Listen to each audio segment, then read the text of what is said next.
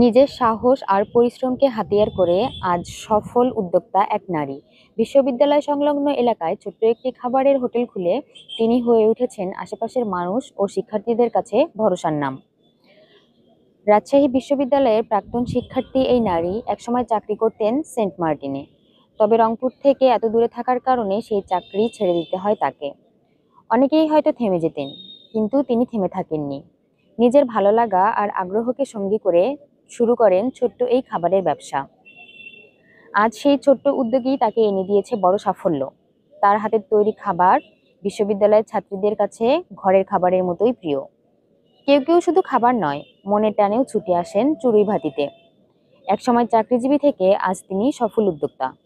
হ্যাঁ, আপনি যে ব্যবসাটা শুরু করলেন, তো আপনার প্রথমে ভাবনা কি ছিল? মানে আপনার কি পূর্বে কোনো অভিজ্ঞতা ছিল এটা নিয়ে শুরু করার? না আমি আসলে প্রথম থেকে যদি বলি, আমি তো রাজশাহী ইউনিভার্সিটিতে পড়াশোনা করছি। তো আমি আসলে জবে ছিলাম। তো যখন আমার তো জবটা মানে আমার পোস্টিংটা ছিল সেন্ট মার্টিনে। তো আমি যেহেতু সেন্ট মার্টিনে মানে আমার জন্য খুব চ্যালেঞ্জ হয়ে গেছে রংপুর থেকে যাওয়া আসা, ফ্যামিলিকে মেনটেন করা। তখন আমার মাথা নিলাম যে আমি কিছু একটা করবো। আর এমনিতে আমার মাথার প্যাশন ছিলই যে আমি একসময় রেস্টুরেন্ট ব্যবসায় আসবো। সেখান থেকেই আমার শুরু, যে না যেহেতু আমার জবটা কন্টিনিউ করতে পারতেছি না, তাহলে আমি এখনই আমার মানে ঠিক সময় যে আমি ব্যবসাটা শুরু করি। এখন আন্টি আপনি খানা কি ধরনের পান? মানে এখন আপনার হ্যাঁ, আলহামদুলিল্লাহ প্রথম দিকে খুবই চ্যালেঞ্জ ছিল। তো আলহামদুলিল্লাহ এখন মোটামুটি চলে যায়।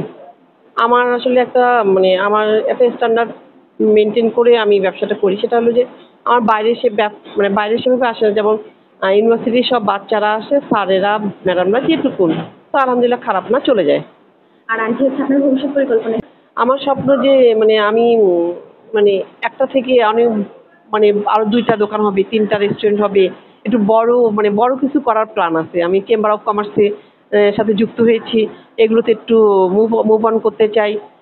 তো আশা করি মানে আমার আশা যে আমি মানে যেন বড় কিছু করতে পারি আরকি এটা থেকে, এবং আমি সোশ্যাল ওয়ার্কও সাথে করতে চাই।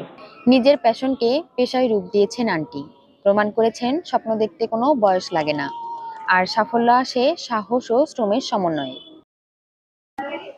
এমন এক নারীর উদ্যোগ বদলে দিচ্ছে সমাজের দৃষ্টিভঙ্গি। শুধু ব্যবসা নয়, এটি প্রমাণ করে মন থেকে চেষ্টা করলে যে কোনো কাজে সফল হওয়া সম্ভব। রনক জাহানিশা, বিএনসিজে টিভি, রংপুর।